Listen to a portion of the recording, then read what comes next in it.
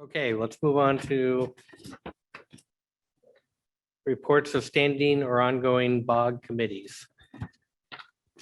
We have a list starting out with executive committee. I will report that at the last executive committee meeting, we had the Client Protection Fund and the Disciplinary Board present.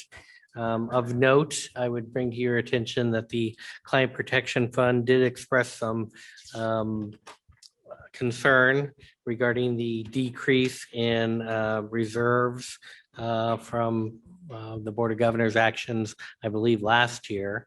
That is some concern about whether then they would have enough funds. They may want to address the Board of Governors at some time in the future about that concern, but I raise it for your information as something that they are thinking about. Next is the Apex Awards Committee, Governor Knight. Governor Knight is not here today. I might mention that for purposes of the Apex Awards, we're still in the process of determining what kind of event, probably a virtual event that we would be hosting together with me and President-elect Tollefson sometime in November. And we are still in the process of alerting awards recipients. I think we've got 90% of them done, but there's a couple of recipients that haven't been notified yet. So probably within a week, we'll be done with that. Next up is Personnel Committee, Governor Stevens.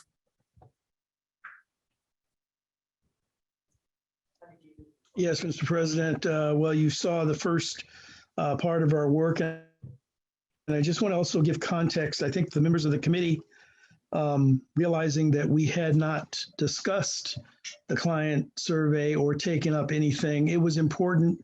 It was important to the members of the committee, and we appreciate the actions taken by the Board of Governors, that we not only just talk about something, but actually move on some of the recommendations. So, as I said to you before, our next topic is going to be, I call it the monster, but recommendation number one, which has to do with the governance relationship between the board and the staff, and that's the context. So that's what we'll be taking up next time. I know that Glennis has sent out I think you've sent out already a doodle poll for us to identify when we meet. And so, like I said, our intent is that hopefully we'll be meeting before the rest of this month is over. And if not, then absolutely the first week of August, so that we can come back to the executive committee with recommendation and materials to put on the August meeting. Great. Thank you, Governor Stevens. Any questions for Governor Stevens? Oh, and again, Mr. President, I really want to thank Governors Williams-Ruth and Governor Angeville for taking the first crack at that, but I want to thank all the members of the committee for their participation. Thank you. Thank you, Governor Stevens. Thank you, Governor Angeville and Governor Williams-Ruth. Next committee report is Legislative Committee, Governor Grabicki. Thank you. Kyle and I have been working with Sarah and Sanjay to come up with an initial draft of a new relationship document with the sections and the legislative committee. And we're now prepared to have a meeting of the legislative committee to consider that. The draft document will go out to the legislative committee members well in advance of the meeting so that they can consider it. And then we'll have a discussion and see what more we need to do to develop and finalize that document. That meeting should be occurring in the next couple of weeks. Sanjay sent out a doodle poll today to set up that meeting. Thank you, Governor Grabicki. Any questions for Governor Grabicki? Not seeing any. Next up is Nominations Review Committee. This should say co-chairs, President-elect Tollefson and Governor Boyd, co-chairs of the Nominations Review Committee. Okay. Our next meeting is next week, I think, 20th of July. Microphone. Our next meeting is the 20th, next week.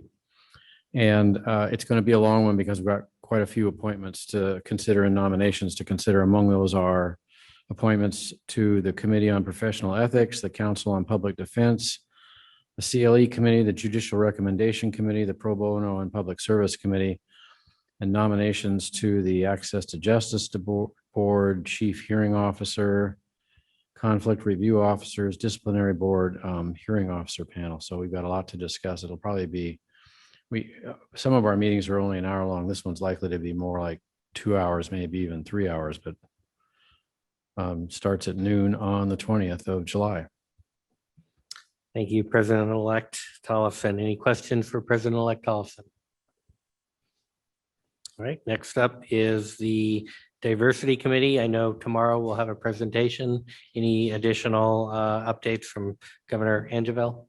The one thing I would say is Co-Chair Jarman and Chief Singleton have put together a great presentation. What I might do at the end of that presentation tomorrow is just give a brief update of the most recent activities of the Diversity Committee. I think the report tomorrow is going to be kind of a broad overview of who we are, what we do, and why we do it. So look forward to that tomorrow. Thank you, Governor Angeville. Any questions for Governor Angeville? Next is Long Range Planning Committee, Long Range Strategic Planning Council. We need to make some changes here, corrections. The last, we had a discussion yesterday regarding the last meeting that we had, and we had to reschedule one to July 22nd. So we'll be meeting then. And since we did provide a update yesterday, I see the need to do another update unless anyone has any questions. All right, and then we'll update you again in August after our July 22nd meeting. Member Engagement Work Group, Governor Peterson. Yeah, nothing to report this month. Thank you, Governor Peterson. Budget and Audit Committee, we have Treasurer Clark. He's not with us. Is anybody prepared to give an update on budget and audit? Governor Higginson. So the Budget and Audit Committee meeting that was going to occur recently was canceled. It's rescheduled. It's 29th. And I think there was a little bit of disconnect between the treasurer and the CFO. The treasurer had asked for 3 different versions of the budget. One was the proposal that was received and submitted to of a deficit budget of $841,000. That was unacceptable to the treasurer. He asked for 2 alternate budgets that would shave the deficit proposal down and balance the budget. And I don't think we've gotten those other 2 proposals yet. So I believe that the meeting will be to address possibly just the one budget that's before us, unless the additional ones come in. And that's pretty much all I know, except that the proposed deficit budget is primarily 3%, proposed 3% staff increase in salary, a $700 per employee stipend for working from home, and 3 additional staff that I believe are being proposed, or maybe they're already here and they're proposed to be retained. So that's it. Thank you, Governor Higginson. I note that there is a written report on page 293, and I refer that to you for further considerations. Next up is Equity and Disparity Work Group, Governor Stevens. Oh, I'm sorry, Governor Boyd. Sorry, there was a comment from CFO Perez, and I'm not sure you saw. Oh, there was a comment from CFO Perez that I just wanted to make sure you saw, President. CFO Perez. No, I just want to kind of stand corrected. I just want to stand corrected a couple of things. We delivered version 1 of the budget to the Budget and Audit Committee, and we were ready to discuss it on that day in the meeting. The other 2 versions that were requested to us, by the treasurer were not due on the date of the budget meeting, but rather they were supposed to be delivered later. And we are currently working on both of those scenarios. On the second scenario, the commitment is to have it delivered next week. On the third scenario, the commitment is to have it the week after next. So everything that was supposed to be in place for the Budget and Audit Committee was. I have never discussed the details with the treasurer of version 1 that was submitted for me to know that he has an agreement or disagreement with any of the points that are placed there. However, I want to take advantage of this opportunity to remind all of the board members that the budget version that was delivered is open for discussion, and that we have separated actually 2 weeks' time to have individual one-on-ones with each one of you that want to discuss version 1 of the budget with us. So we can clarify any doubts, any questions that you may have, and then we will incorporate that into version 2, which is currently being worked on by the executive team and my team. And that version 2 will be presented at the meeting of the 29th, hopefully together with any of the comments that you may have on version 1 that have not been resolved yet. So just wanted to make that clarification. Thank you. Thank you, CFO Perez. Mr. right. President? Governor Stevens. Yes, if CFO Perez is still on, and maybe you've already stated that, I was doing too many other things. Can you just walk me through just the differences between versions 1, 2, and 3? What are the differences that as you are understanding what you're building in terms of versions? Okay, well, let's make a clarification. Versions and other scenarios are the same thing. For example, the versions are just when we complete a version of the budget, means that we've gone through the process of discussing with the executive team, including all the comments, and we have a completed version of a budget, right? What we're talking about in scenarios B and C are 2 scenarios, which the committee member of Dan Clark, the treasurer, I'm sorry, the treasurer requested that we do 2 additional scenarios, not versions, but scenarios within the versions. And scenario B was a scenario where we would try to identify how many savings we think that safely we can execute against what's included in version 1. And version C was to build a version with assumptions that would leave the budget at a zero-based balance. In other words, that we would basically be revenue neutral on the bottom line across all of the funds. Those are the 2 scenarios that we are building on top of the versions that we are completing. Okay. Is that clear? Not really, but I'll stay tuned. So just simply stated, we take version 1, right? And then we do 2 scenarios of version 1. We will identify certain savings that we think that we can probably improve on. And then scenario C would be just peel it back completely. And what would you do to bring a neutral budget to us? What would have to be cut? What are the losses? What are the programs that would have to be basically forfeited in order to get to that number, or the actions that have to be taken, whatever it may be? And as best you can tell, I'm just looking ahead. When it finally comes to the entire Board of Governors, is the idea that we're going to have a single version, or are we going to have 3 scenarios to choose from when it comes to the Board of Governors? No, you will have a single version.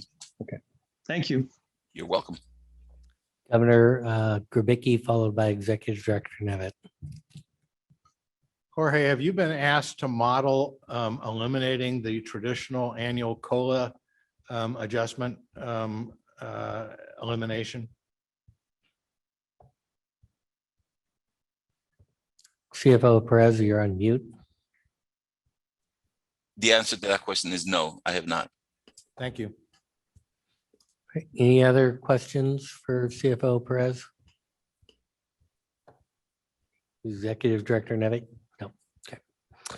All right, move on to Equity and Disparity Work Group. Governor Stevens? Okay, Mr. President, I wasn't playing for time. I just wanted to ask those questions about the budget. The work group is actually right now doing a doodle poll. We have two subcommittees that we've mentioned before, but we are looking to meet in August. And right now that doodle poll is out. It'll either be early August or late August, but that'll be our next meeting will be in August. Thank you, Governor Stevens. Then finally, Supreme Court Bar Licensure Task Force. And I understand Governor-elect Couch will be presenting. Yes, so we are still in what I would refer to as the planning stage, looking into what research needs to be done on background history, things like that, setting up what areas people are going to be working on, kind of collaborating as smaller subcommittees of that. The one thing that Governor Williams-Ruth wanted to make sure you were all aware of is that Justice Montoya Lewis has confirmed that as part of this, we will look at character and fitness as well, the whole lawyer licensing process. So.